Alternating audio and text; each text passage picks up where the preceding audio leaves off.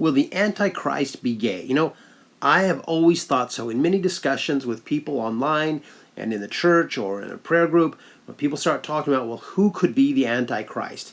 People pitch up things, and then people say, well, does he meet this specific characteristics of the Antichrist that we find in Scripture? And one of these traits is he gay? And it comes from Daniel 11:37. So here's the King James. Neither shall he regard the God of his fathers, nor the desire of women, nor regard any god, for he shall magnify himself above all. So when we talk about this, the way you hear it phrased is, he shall not regard the desire of women. Like, that's how people kind of compact that little characteristic, that trademark of the Antichrist, right? He shall not regard the desire of women. Ergo, and therefore, he's a homosexual, right?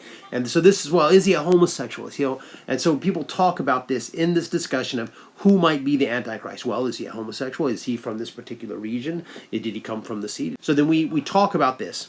But it's a mistake, apparently. I've just realized.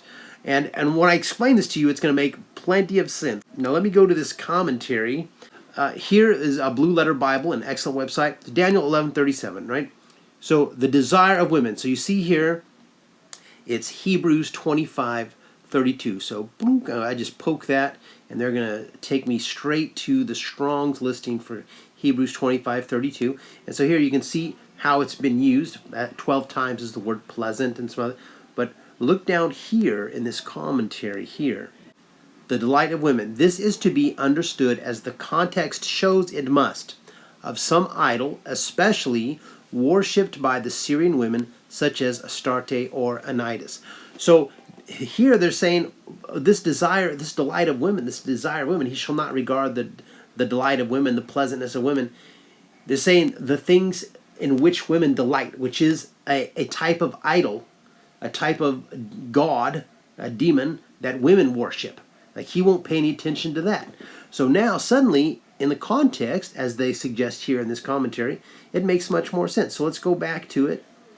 So if I use that wording a little bit and I just reword this a little bit to make sense in the context and with this understanding, so you can read Daniel 11:37.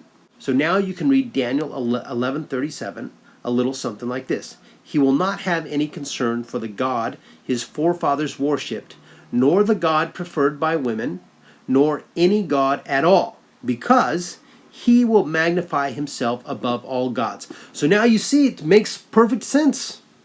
And it eliminates this notion that he might be gay. What it's really saying here, what Daniel's really saying is, listen, he's not going to pay attention to this God his forefathers worshipped.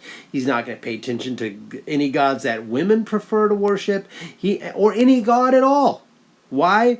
Because he himself will say that he is greater above all other gods. So he will not worship them because they will be beneath him, according to him. According to him. I'm not saying that, according to him.